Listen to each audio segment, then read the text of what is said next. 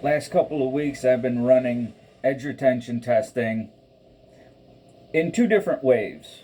The first wave that I did a couple weeks ago was with many super steels like ZDP 189, S90V, 15V, Maximit, K390, etc.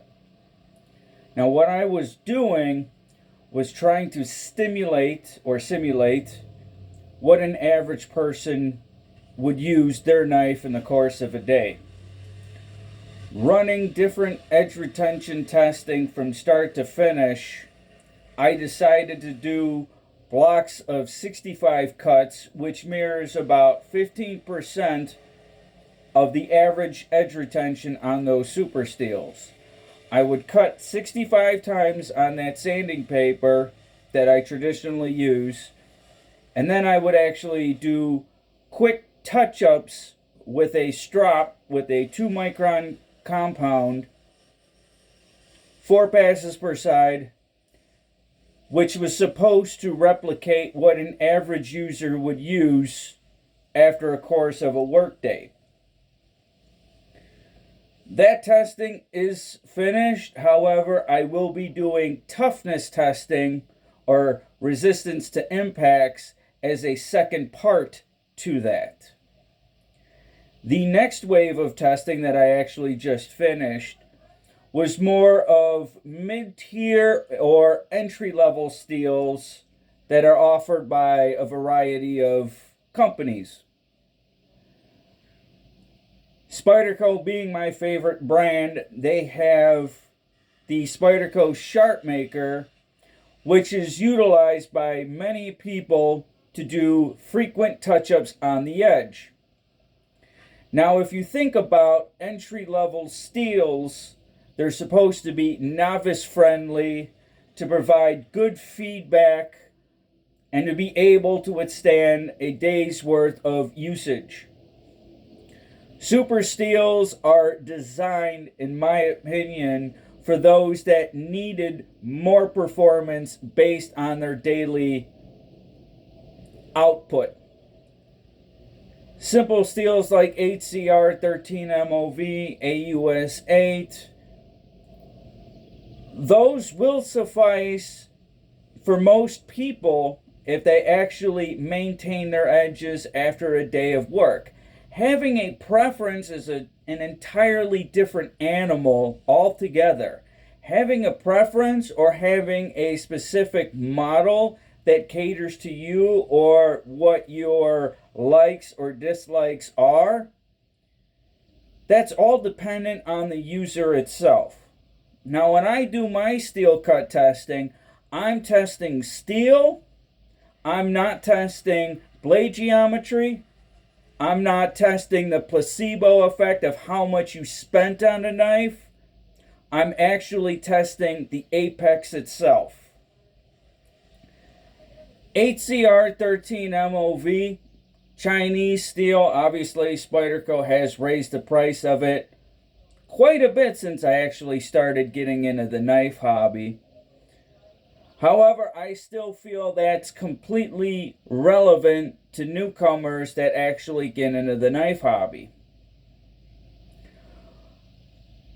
My recent testing with these mid-tier to entry-level steels, I wanted to do ceramic-based sharpening. Because when you start throwing diamonds into the mix with these soft steels, I feel like that's more, you're no longer at the novice or amateur phase. You really have an understanding of what you're doing, what you're looking for, and chances are you probably have some of the super steels like S110V, K390, etc.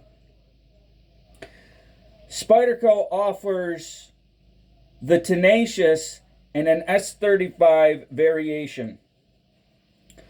I happen to really enjoy what Spyderco does with their heat treat on S35VN, specifically on the Tenacious itself.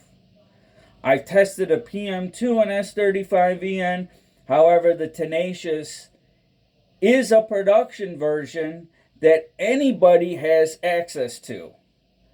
I prefer to use as much production steels as possible. Steels like 15V are a sprint run, very exclusive, very hard to obtain. I enjoy testing Maximit and K390 a little bit more because users have access to it. It's readily available, and it also is in more models, so the user, buyer, can buy whatever appeals to them.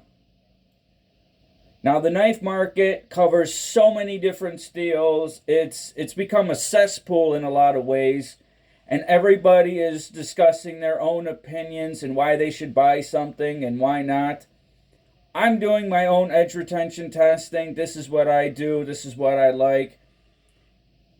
My next phase of testing will be more toughness implementation. I plan on actually trying to freeze a block of ice and using impacts on ice to replicate ceramic tile, metal rods, wooden boards, stuff that users accidentally bump their knife into. You start using staples sporadically. Knife users cover a wide variety of environments. When you start incorporating testing, you're making a compromise to cover a wide range of users as much as possible.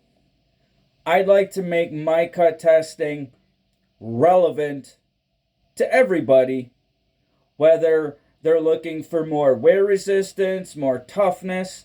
Edge stability is something that I haven't really dialed in and actually figured out on what to do, because chances are I would want to raise the edge angle to have more stability at the structure itself if I'm going to be doing some twisting in cuts.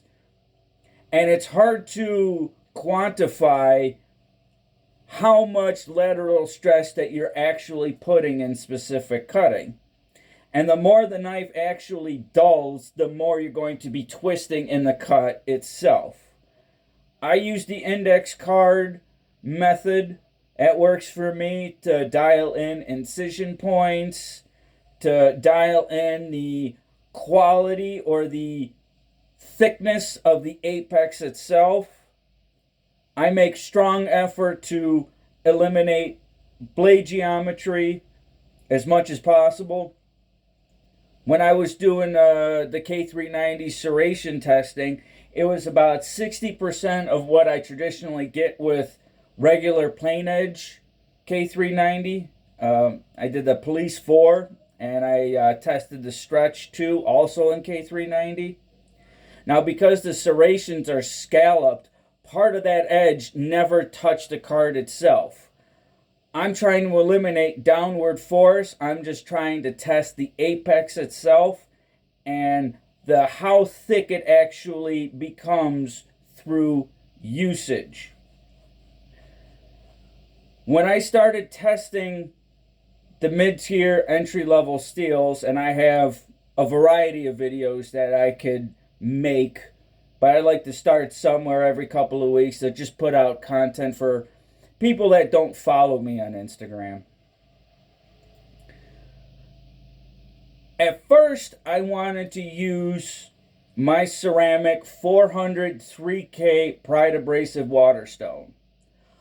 I wanted to use specifically ceramics for this wave of testing, because when you start throwing diamonds in the mix, my opinion, I think you start muddying the waters and you're making changes. The Spyderco SharpMaker comes with the brown ceramic rods and the white ceramic rods. After 45 cuts, I used the brown benchstone or the medium rods, and I did 4 passes per side after every 45 cuts to replicate an honest day of work.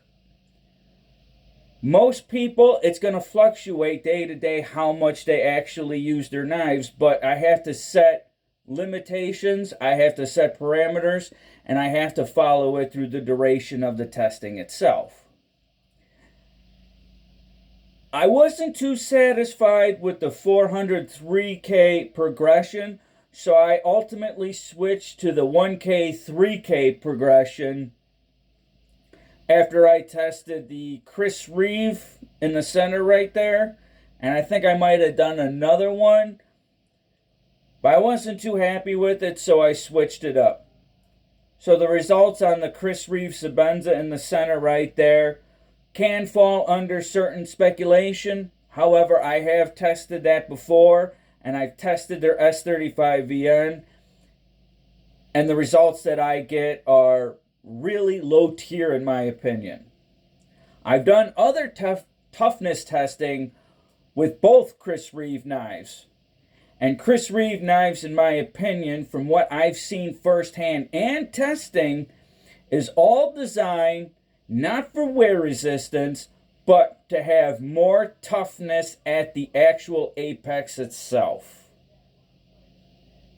To me, that's where Chris Reeve designs their heat treats for. I haven't tested their MagnaCut yet, but in my opinion, I think that's a reflection of their warranty claims. And it's one of the reasons why I think it appeals to a lot of people itself. Now, when I tested all the steels in this entry level, the steel that performed the best was the Mule and AEBL. I got 15 days of simulated usage off of the Mule team. Big Brown Bear Sean looked into it. He oversaw the heat treat on AEBL. And I think AEBL is, if you can get it at 62, 63 Rockwell, with the fine grain structure, the ability to bounce back from touch-ups, I feel that is one of the best steels for people, for entry-level users, or in my opinion, for even the budget line products like the Tenacious, the Persistence, the Astute, etc. Now, when I started testing out all these steels, what I really want to do in the next wave of testing is to actually see how impacts or smacking the ice blocks that I plan on doing, how is that going to affect overall edge retention? Something like the Chris Reeve, I got 5 days of usage on there before it no longer passed my index card method of testing the edge itself. What I'd really like that S45VN Sebenza 31 to do is to be able to withstand impacts on hard ice as well as even more cutting on the sandpaper itself. I have an idea of what I'd like to explore in future testing, but I really need to think it out, dial it in, and I want to definitely make sure that other people can run similar tests if they decide to. I still have to experiment with what size block I want, what percentages, etc., etc. Now, the Chris Reeve S45VN Sebenza 31 in the center, I got 5 days of simulated usage out of. The blade geometry itself, I think, extends more usage to the average user. So when they go in the real world scenario, it's going to cut better because of that hollow grind. It's going to offer push cutting ability, but even though the apex itself is blunt. Contrarily, the Tenacious on the right, which is 8CR 13 MOV, I bought that knife off a cutlery shop. I got 7 days of simulated usage on it. Now, in a previous video, I used the Avispa in D2, and I got much more mileage on it over the Chris Reeve Sebenza in S35VN and S45VN. So the Spyderco Tenacious outperforming it, it was rather expected, but it's good to know that I got 7 days, which is 2 more days, more usage on that over the Chris Reeve.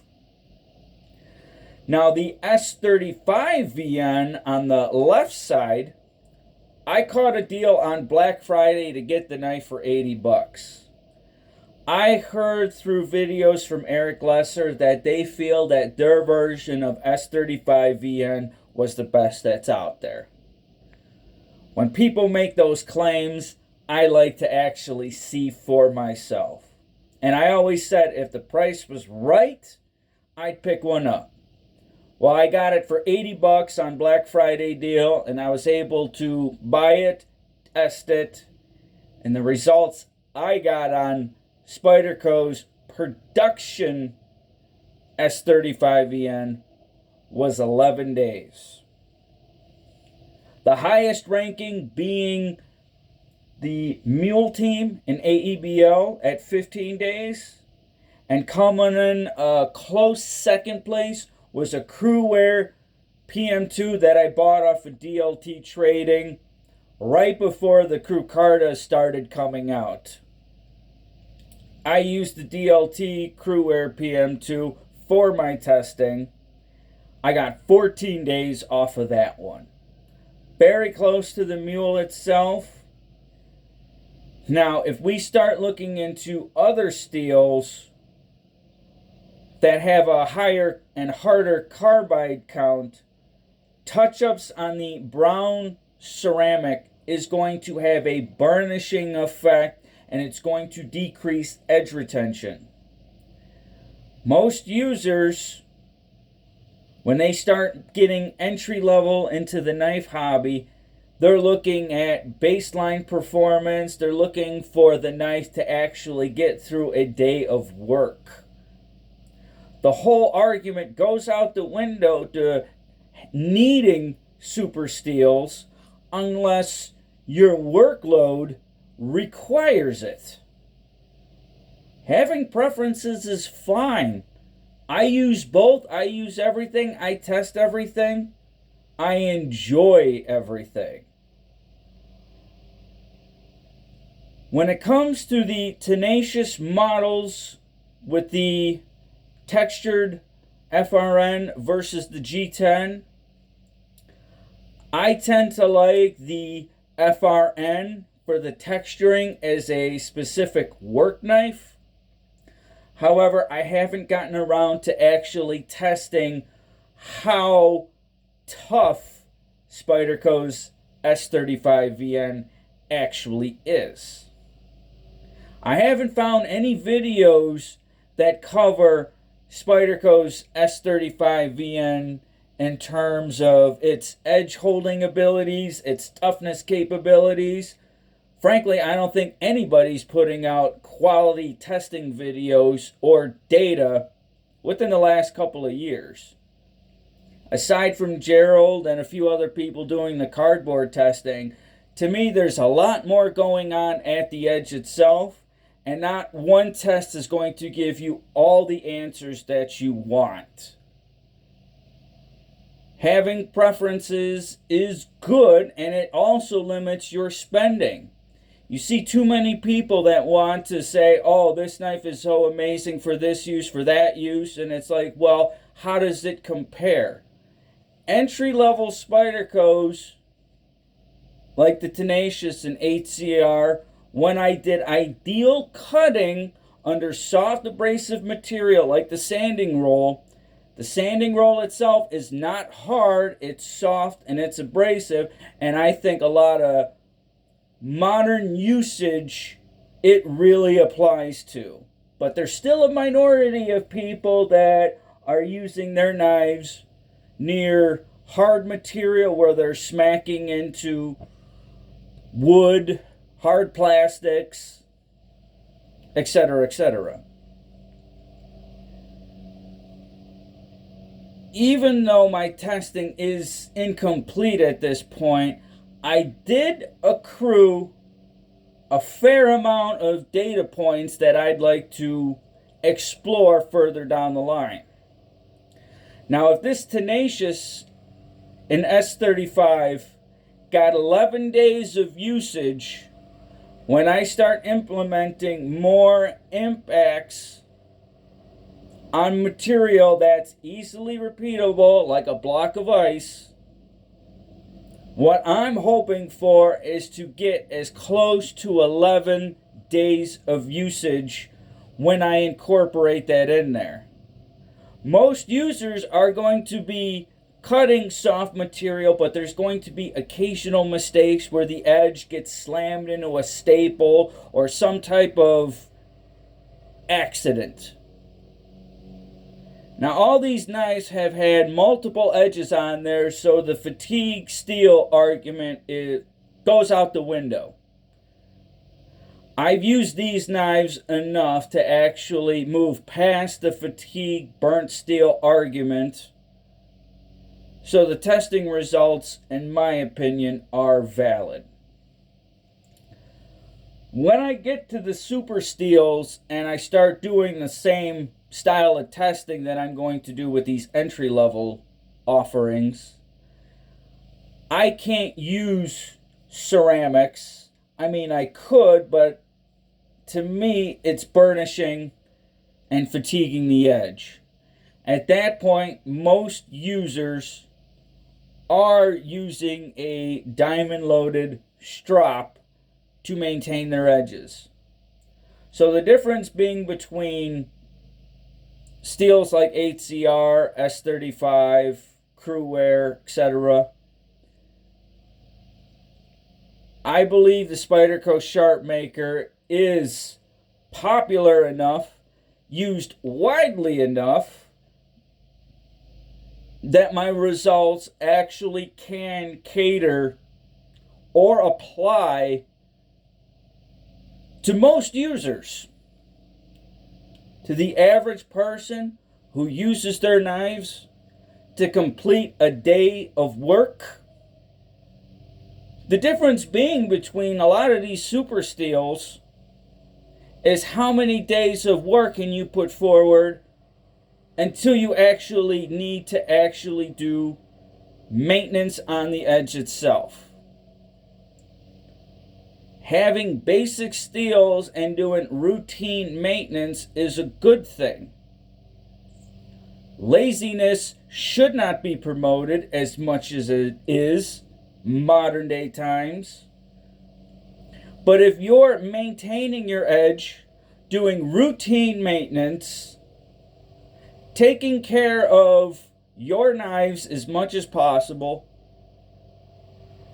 that's what should be promoted in this hobby, as opposed to being materialistic, saying you need this knife, you need this steel, you need this, you need that.